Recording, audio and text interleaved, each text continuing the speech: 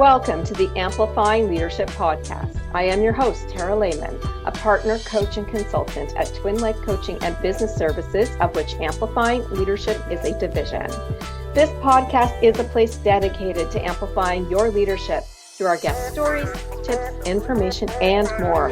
To learn more about our leadership division, please visit us at amplifyingleadership.ca. Today, I am welcoming Dr. Laura Sicola, founder of Laura Sicola Inc. Welcome to the show. Thank you so much for the invitation, Tara. I'm looking forward to it. Me too. I think we have a great conversation to have today. But before we get started, why don't you just let our audience know a little bit more about you? My pleasure. So I like to refer to myself as both a recovering academic and an accidental entrepreneur. I was a professor. I'm a cognitive linguist by training, by my research, all that kind of fun stuff. So really, my focus is about how to figure out what it is about what you say that makes your message, about both what you say and how you say it, that makes your message either go in one ear and come out the other, or go in and stick. And what creates that gap between what you think you said and what they think they heard. Because when you can figure that out and close the gap, that's where the magic lies. That's where influence lies. And so that's the shift that I've made then from the world of academia and research into executive coaching, which is my space now. It's all about leadership, communication, and influence. And communication is a hot topic. I love talking about it. It's my favorite one. And when it comes to leadership, because it's so important. Why don't we start by you explaining what is a leadership voice to you? What does that mean to you when you say that? Leadership voice is both literal and figurative. So the literal is the obvious. When you talk, do you sound confident? Do you sound authoritative? Do you sound empathetic, or whatever qualities you want to project? Does it sound like you believe in you? Does it sound like you believe in what you're saying? I'm here talking to you, talking to your listeners. But if I came in and was kind of just croaking my way through and giving my answers to whatever your questions were, using this kind of vocal fry, for example, your listeners would go, okay, I just heard her background. I heard her accolades / qualifications / but she sounds, I don't know, like she's either 14 or really would rather be anywhere but here, or really doesn't have any confidence. Like, why am I listening to this person? That creates a sense of doubt if you don't sound like you believe in what you're talking about. So having that physical control of your literal voice is important. You have to play it masterfully as if it were an instrument, because it really is. And then, of course, there's your figurative voice, which, if you think about it in book terms, it's your author's voice. Do you have a point of view? Do you have a message that you want to share? Do you have a vision? Can you articulate it in a way that makes it as clear and compelling to everyone else as it is to you? How do you translate that expertise for others who may be coming from very different perspectives? That is your leadership voice. And when you can combine the two of them, again, that's where power and influence are right in the palm of your hand. Absolutely, for sure. The perfect definitions too for our audience today. I want to talk now about the 3 C's of executive presence around this and what that is. So why don't we start with you explaining at least what are the 3 C's, and then maybe start with the first one? Yes, 100%. Very simply, we talk a lot about executive presence, right? And there's lots of definitions. There's plenty of research around it. But I like to define, more importantly, the vocal executive presence component, which is the 3 C's of being able to command the room, connect with the audience, and close the deal in any context. Love that. Should we break them down? Yes, let's do that. Absolutely. All right, so C number 1 is commanding the room. Now, there's a difference between commanding and demanding. If you have to demand respect, you will never command it. That's not going to happen. So from the minute that you click join meeting with your camera on, from the minute you walk into a room, from the minute you stand up in front of the group before you even speak, does something about your presence command attention? Does it just compel people to look over there and focus and keep them listening and looking interested? So where do you captivate there? That's the first command. And of course, you should continue to do this once you do start talking through whatever the medium is. Number 2 is connect with the audience. So no matter whom you're talking to, no matter what the age difference, the ethnic or demographic or geographic difference, no matter what the industry difference, the vertical, the role difference is, Hmm. you need to be able to establish on some level, you understand me and I understand you. And that's the ride that we're going to take together through that establishment of mutual understanding. Find that connection, and you'll find the rest of your agreement waiting along that Hmm. path. Okay. Number three is closing the deal. Don't be too literal about this. This is not about signing on the dotted line, purchasing product or service. I mean, it might be that might be the result you get out of a particular conversation, but that's the exception more than the rule. It's about getting to yes. It's about agreement formation. Hmm. It's about just getting a clear answer. Did you need an answer for something? Being able to command the room first and continuously to connect with the audience throughout will get you to that final, yes, that's what I wanted to achieve in this conversation. Maybe it's a big decision. Maybe it's just moving the needle forward one step because you have a whole year worth of conversations to have about this particular Hmm. project. What are we going to accomplish today? And can we achieve that result? That's closing the deal. Okay, I love that. And I love it's a nice little framework too for people to remember. I mean, the command part, I do have a question on. Please. If we are going into a meeting, or maybe it's even a conference, Mhm. and we're introverted, we're nervous, we don't have Mm. that confidence. How do we command our presence? Because some people will walk in and you see them. They come in tall, straight, and they're ready to go, and they're like beelining to someone they want to talk to. And then you see the people who come in and they go right to the coffee station and they hover over there because they're nervous. How do we get those people who might feel that way, lack of confidence, let's say, to really command something when they walk into a room? So I love this question. My challenge is there's about 12 different pieces to it that I want to tease apart and get Yes, to all of go it for you. ahead. But I think the two big ones, first is that when it comes to people who are, I'm going to use the word shy, because Okay. introvert versus extrovert has a variety of different meanings to it. And I know Hmm. plenty of introverts who are fabulous public speakers who love it. So it's not Hmm. just about, well, I don't like to be the center of attention. I don't like anybody to look at me. I don't like, that's different. If you're shy, own it. Okay. Hmm. But we're not Yeah. going to use introversion as an excuse because Sure. that's really Yeah. more about where energy comes from and what Hmm. gives and takes energy from you. So for those who are shy, okay, where are we? There's the networking kind of component. Do you run right to the coffee table and then sit there and just look at your phone so you don't have to make eye Hmm. contact? Versus, are you in a meeting someplace? Maybe you're the key presenter. Maybe you're not, but you're still a participant. You're there for a reason. You have some value to add, but you're afraid to speak up. Let's look at the Hmm. second example first. Okay. So you're in that meeting, and whatever your role is, there's the fear and it's of public speaking, having people look at you, but it's not really public speaking. It's a fear of public scrutiny, of public Hmm. judgment. That's what Hmm. most people are truly afraid of. And but here's the thing, if you were brought into that meeting, it's because you have something of value that Hmm. others want to understand and or you need to be part of representing somebody else. Perhaps you're a manager, Hmm. you're a VP, you have a team where they can't all be in the room. You are their voice.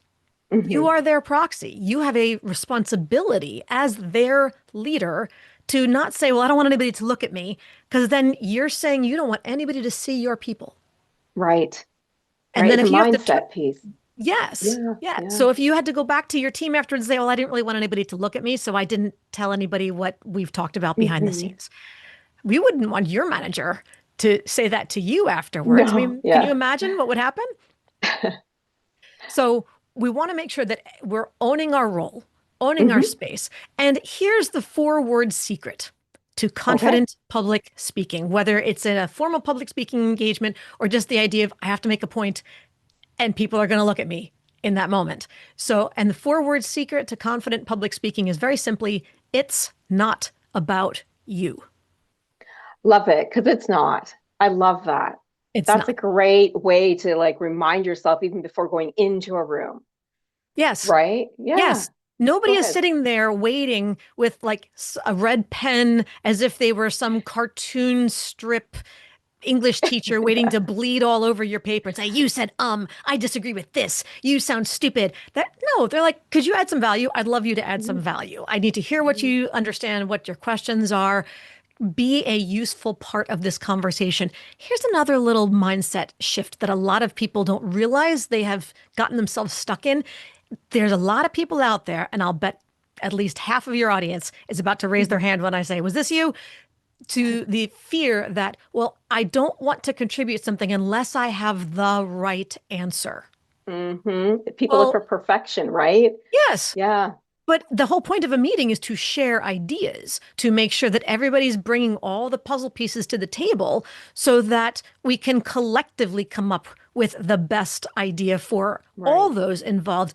Who said, by the way, Tara, when you come, can you just bring the right answer and be single-handedly, independently responsible for solving the entire problem by yourself in one sentence?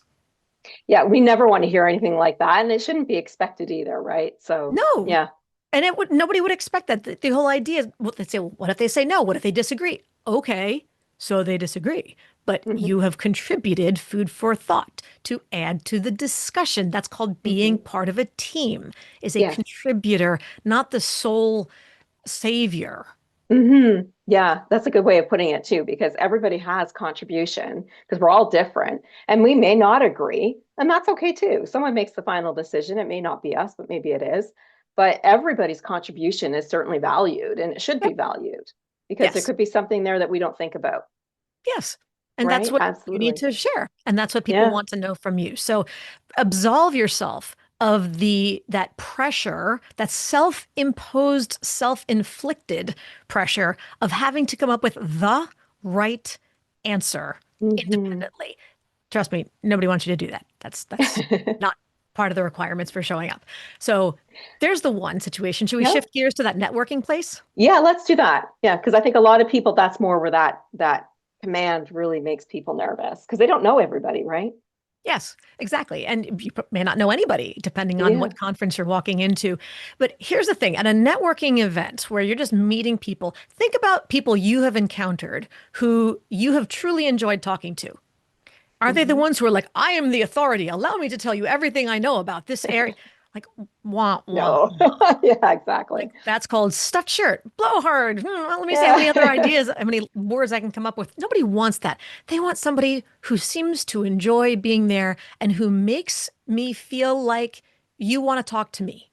Hmm. Makes like you're enjoying being with me. I want to feel Hmm. like you are enjoying this conversation and you want to continue it. Okay, well, that's not very hard. So how do I make that person feel welcome? Hmm. How do I just make them, how do I talk in a way that makes it seem like I'm happy to be here talking to you? And Hmm. this, that's all. That's what people Yeah. want to know. One of my favorite elevator pitches that I had, that I heard from somebody at a little meet and greet like that was from someone who sold trash cans and recycling bins. And his pitch, he introduced himself, his name, his company, and what they did, and just said, I have the best job in the world because I get to talk trash all day. And it just made everybody laugh. And I thought, you know what? I can't believe this, but I want to hang out with the trash can guy. Yeah, no kidding. That's And it's just awesome. because he was confident and he was nice and he was just friendly and he wasn't full of himself. It was just, Mhm. I'm looking to have a nice conversation. So when you Yeah. think about who you are, just ask the other person a question or share, why are you both there? What are you looking forward to? And an easy icebreaker can simply be if you're looking at the food, looking at your stale pastry array, something like, anything look good here? Hmm. Just see how Something they open. icebreaker. Yes. Yeah. Simple icebreaker, then they'll chat. Or maybe you see somebody, they got a really neat necklace on, snazzy pair of shoes, cool handbag or something. And just to say to them, everybody, if they are wearing something snazzy like that, it's because they want to be noticed. They love those shoes. They Hmm. love that bag. They love that bow tie or those screamy socks. So Yeah. they're really wanting you to just say, by the way, dude, very cool tie.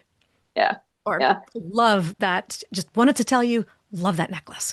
And they will light up like a Christmas tree, smile, say thank you, and then can't wait to talk to you about whatever else is there. So, and then your segue is simply, by the way, I'm Laura.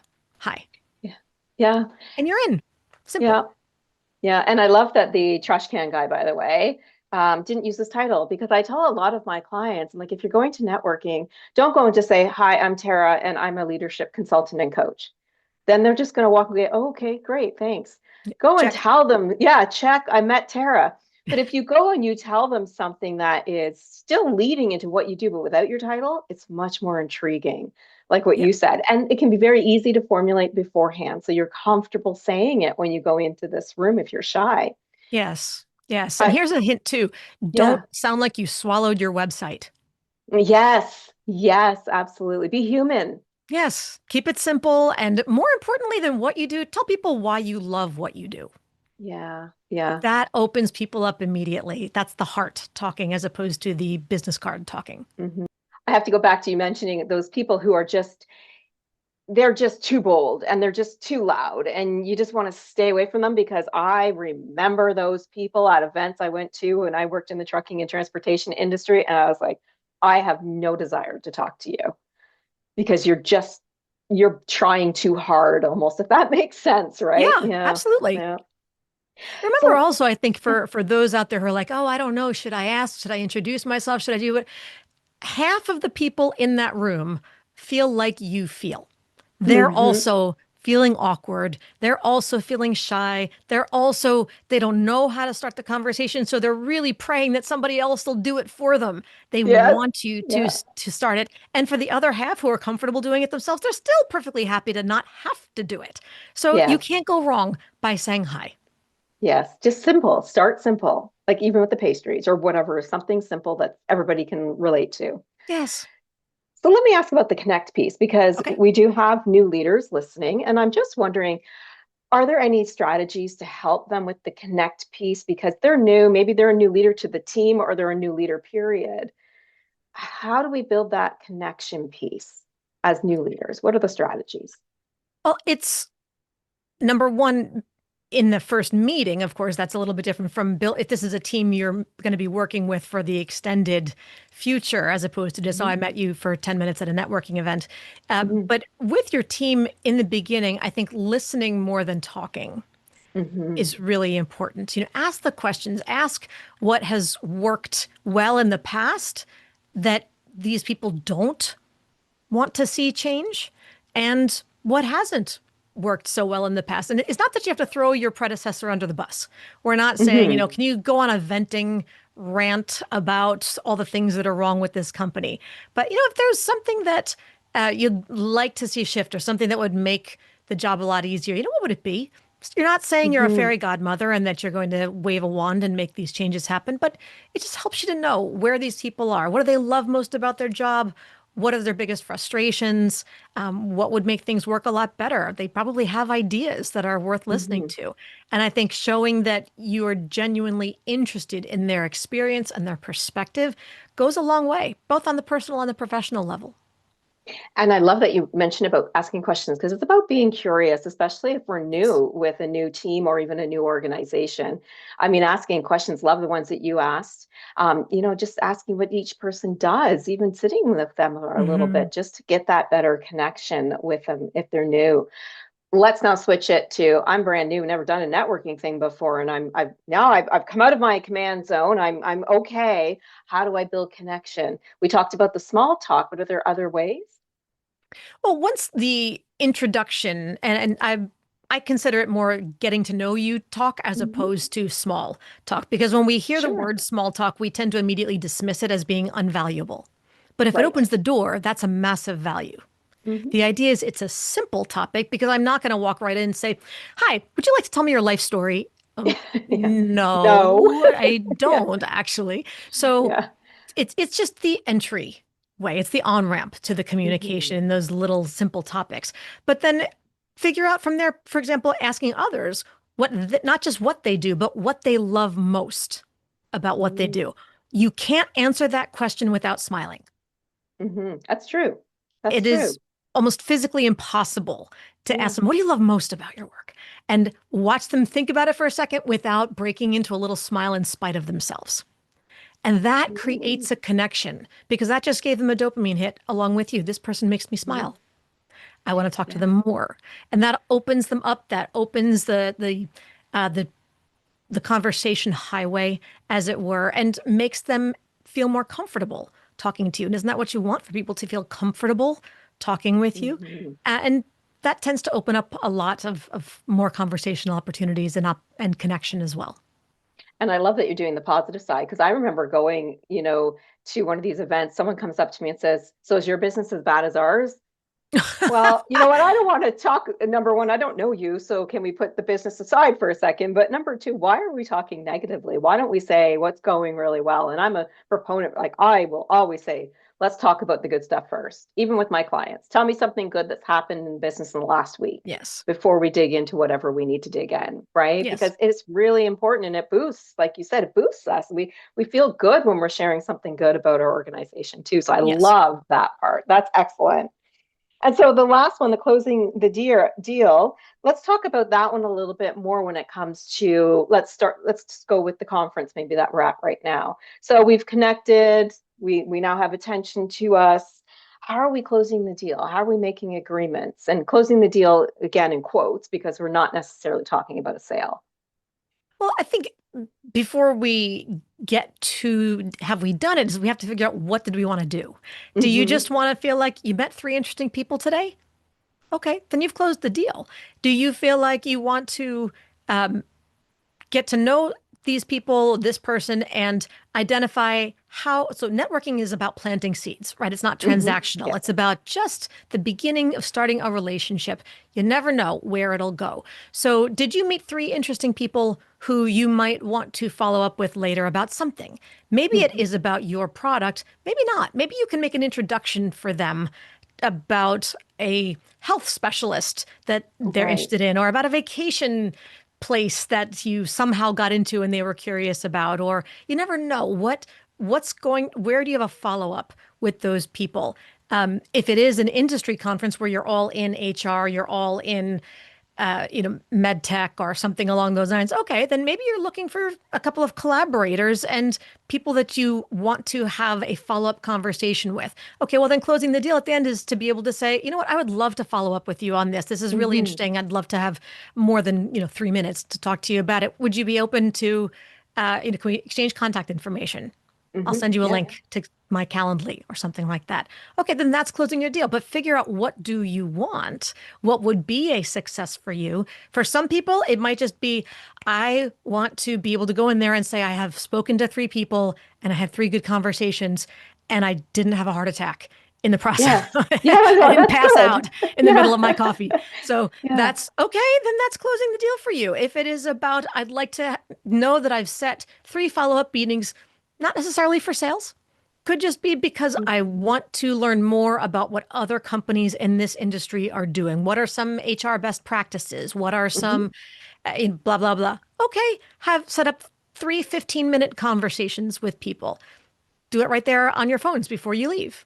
Hmm. And it's already Yeah. set. What you decide what that close the deal is going to be. It is not going to be, so do you want to buy my stuff? So Right. do you have a job for me? Right. That's way jumping ahead. That's like having a prenup over appetizers. So let's back off the pressure.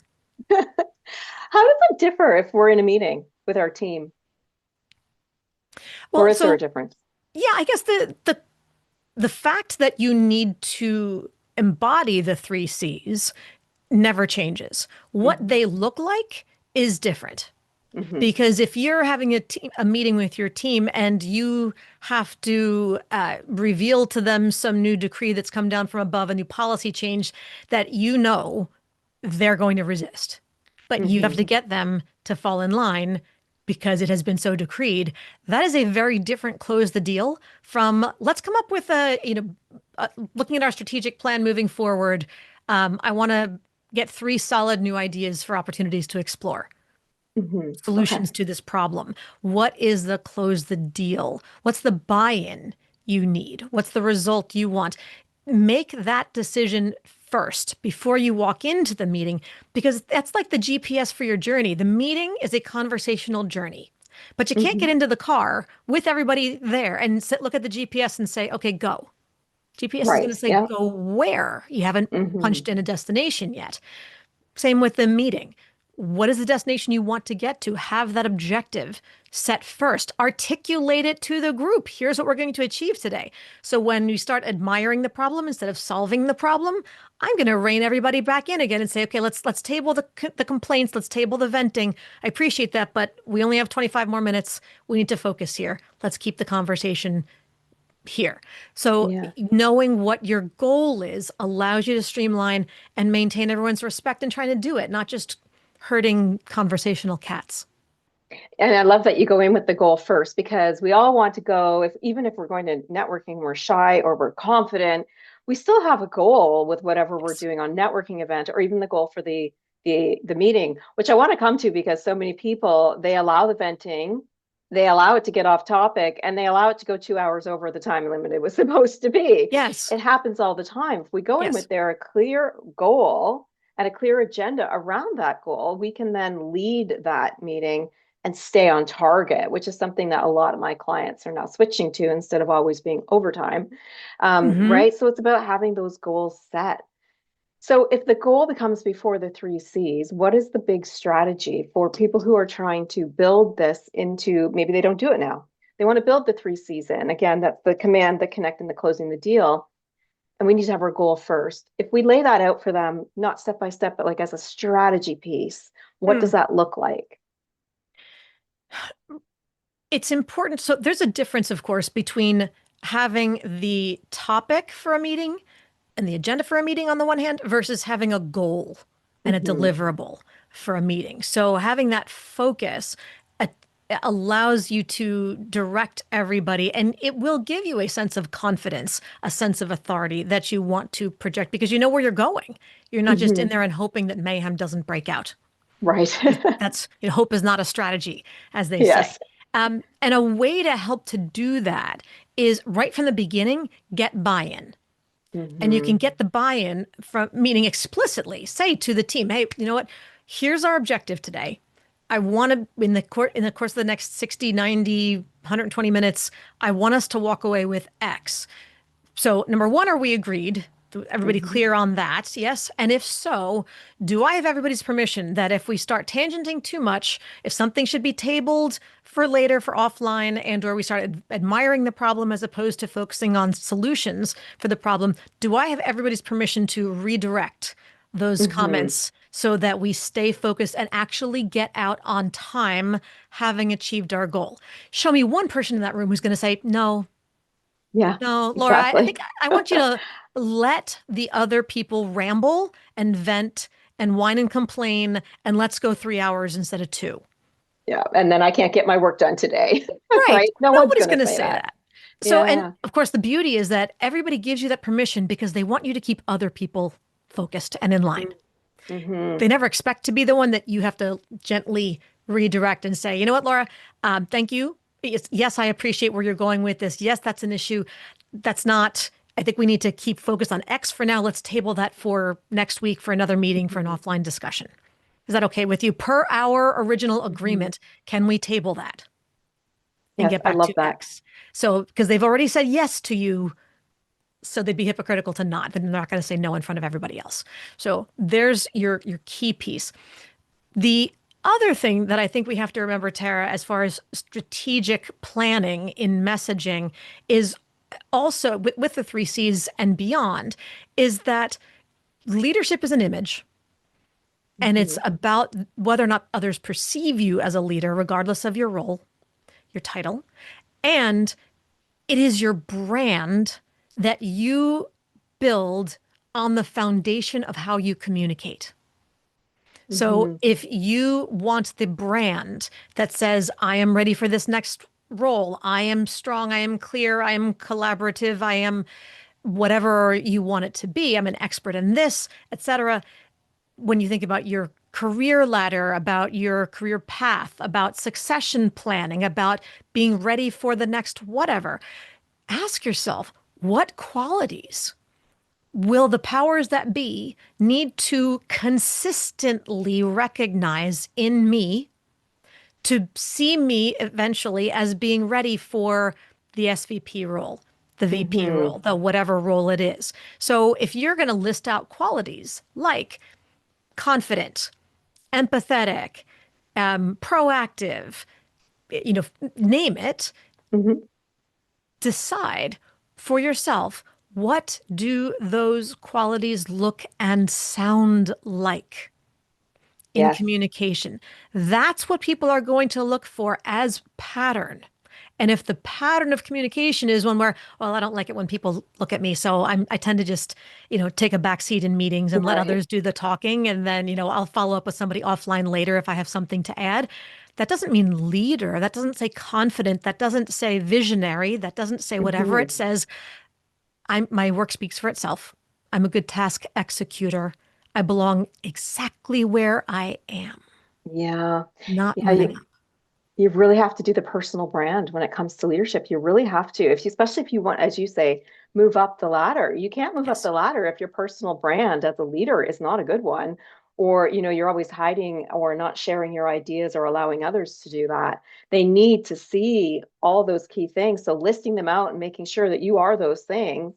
And if there's a gap, let's work on bridging that gap. There's ways to do that. If you have lack of confidence, you can find ways to build your confidence, right? As we've been talking about today. Mhm. So I think, I mean, yeah, that personal brand really does speak to leaders, especially when they're moving or want to be promoted into higher levels. Is there, if we put everything we've talked about today in this excellent conversation, is there a key takeaway you want our audience to hear that really means a lot in helping them with the three C's or building up into where they want to be promoted? Number one, I think the most important thing is you have to choose it. Hmm. You have to make the decision for yourself. All of a brand is going to happen with or without your consent. Hmm. A- Absolutely. Your brand is your reputation. It's not just what can you do when, the pedal, what is it, the at the moments when you have to step up, can you, under pressure for something, occasionally somehow dig deep and find that strength to lead? That's not Mhm. a brand. That's a thank No. God they've showed up in that moment. The Hmm. brand is what people consistently know you for being able to do. Hmm. And so you will either choose, I want my reputation, my brand to be someone who is and someone who does this consistently, where you can count on me for this consistently. And then you live it out in the way that you communicate and the way that you perform, Hmm. or you don't have an explicit plan. You have not chosen what you want your brand to be. And then your brand's going to choose itself for you, and you're along for the ride, whether it's Absolutely. wallflower or, good worker bee, not Yeah. queen. Yeah. Yeah. That can certainly, it can create itself for you. And it's difficult to come out of that. It It really will. is. You have to It will. rebuild a brand after that. So love that you're pointing that out to everybody is reflect. What is it you want your brand to be and build it if it's not Yes. there yet? Because otherwise it will be built for you. I think that's a great takeaway for everybody today. The I, analogy that a lot of people have used is, what do they say? That the best time to plant a tree was 20 years mm, ago. The second yes. best time is now. So similarly, the best time to start building your brand was 20 years ago, and the Hmm. second best time is now. Waiting Hmm. any longer is only going to delay the growth. I love that quote. I actually have it on a framed thing in my office because I love it so much. It's such a Love great it. quote. Thank you so much for the conversation today. I'm wondering if our audience did want to reach out, learn more about you. Is there a place we can connect with you online? Yes, absolutely. I welcome everyone to visit my website. Very simply, it is laurasicola.com. And feel free also to reach out on LinkedIn. If you do, let me know that you heard me here on the Amplifying Leadership podcast. Excellent. And so everybody knows how to spell Laura's last name. It's Sicola. Yep. Thank you so much for your insights and all the information and advice today, Laura. It was a great conversation. I loved every minute of it, Tara. Thank you so much for having me. Of course, we do thank you, our audience. We do hope you gained some valuable insights or information in today's conversation with Laura. If you did enjoy this episode, be sure to help us and our guests like Laura reach even more leaders with helpful stories and tips by leaving us a great rating. We love helping other leaders grow and thrive, so we would love for you to consider our brand new Amplifying Leadership Circle community. More information is found at amplifyingleadership.ca/community-info. After all, leadership is better when we do it together. For more information about all of our leadership services, please visit us anytime at amplifyingleadership.ca, a division of Twin Life Coaching and Business Services. Until next time, remember, leadership matters.